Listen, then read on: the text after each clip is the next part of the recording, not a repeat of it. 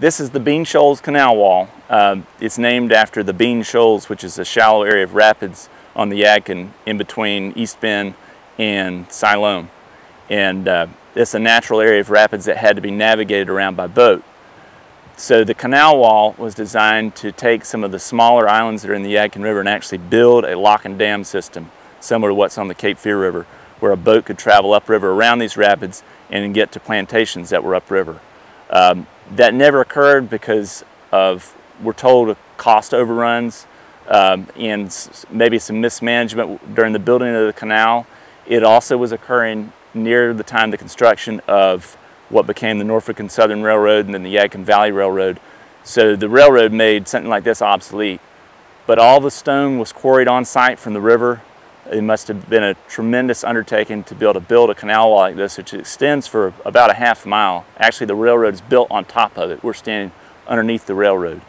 So, you know, for something like this to be built and then abandoned is kind of curious, but it's just another little odd thing about the park's history that a lot of people don't realize is here.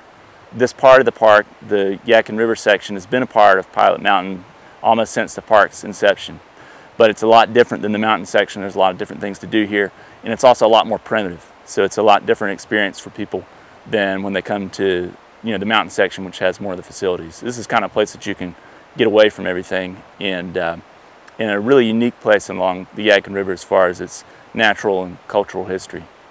When the canal wall was never completed, part of that may have been because the railroad came shortly after that and there was no longer a need for boat traffic on the Yadkin. The Yadkin used to have multiple ferry crossings. As you know, there weren't bridges along the Yadkin. People used a ferry to cross from one side, you know, what became counties, one county to another. There was a ferry site just upriver of this area, the Bean Shoals, that served a mill on the south side, on the Yadkin County side of the river, and then went across to the Surrey County side of the river to an area that eventually became a depot along the Norfolk and Southern Railroad. So, you know, commerce was geared on rivers because that was the easiest place to move shipping traffic back and forth.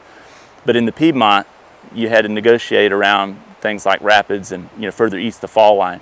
So having the railroad come along made it more efficient to bring goods and things by rail.